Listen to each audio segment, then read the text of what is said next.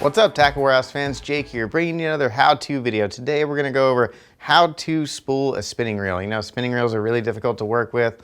Most people experience lots of line twists, bird's nests, and if you don't spool your reel properly, you're just going to compound those issues and you're not going to have a good experience when you're out there on the water. So today we're going to go over all the proper steps on how to properly put line onto a spinning reel.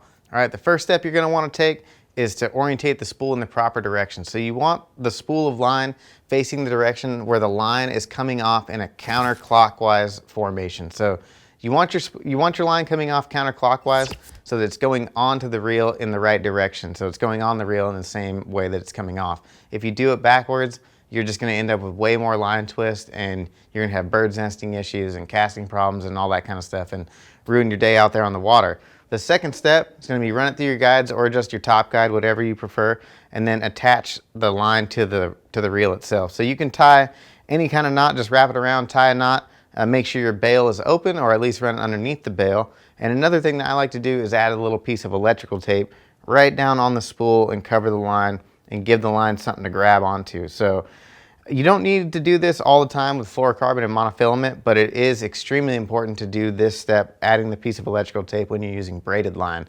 If you don't use electrical tape or anything like mono backing or something like that when you're using braid, because the spool is so slick and the braid is so slick and doesn't have any stretch in it, there's nothing for the line to grab onto. So when you go to set the hook on a fish, you're not going to be able to take up any line. Your drag's not going to engage, and the line is just going to spin around the spool and have nothing to grab onto. I've had tons of people come into the store that, you know, they think their reel is broken or their drag system is broken, when in all actuality, all they did was just put the line on incorrectly and they're experiencing braid slip. All right, so you don't have to do this step with monofilament and fluorocarbon as much, but I like to do it all the time just as a precaution, so you always got something there, you know, keeping that line on the spool. All right, so once everything's connected, you're ready to go, you just engage your reel and you're ready to start putting line onto the reel itself. So the next step is you're going to want to pinch the line about a foot above the reel to add some tension when you're spooling the reel itself. One thing that I like to do though is take a microfiber cloth and apply some KVD line lure conditioner. So just spray some of that stuff on there. And what this is going to do is you're going to condition all your line as it's going onto the reel itself, and that's going to help reduce memory. It's going to help with those line twisting issues, and all your line's going to be conditioned so it's going to come off smoother on the cast and just overall going to get better performance out of your line. So then you can just start reeling, have that line coming off in that counterclockwise rotation. All right, and once you get to the end, you're going to want to leave yourself about an 1/8 or a 1/16 of an inch on the end of the spool. Once you got that, you don't want to overfill it so that if you have too much line on there, if you overfill your spool, it's just line's gonna balloon off and you're just gonna make a big mess. As you can see, we don't have a bunch of crazy twists in the line, so it went on there correctly. We're not gonna have any problems when we're out there on the water.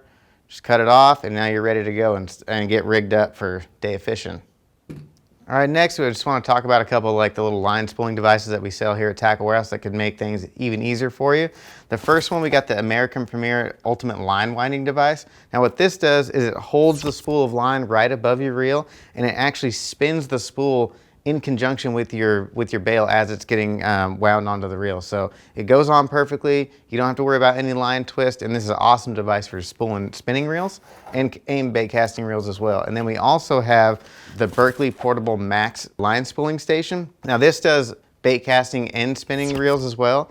But what's cool about this one is for spinning reels specifically, it actually has a chuck that you attach the actual spool of your reel. So you take the spool off your spinning reel, attach to the chuck, and you wind line on in the same way that it would go onto a bait casting reel. So there is no line twisting issues or anything like that at all when you're using this device. So just a couple cool ones that work really good for spinning reels.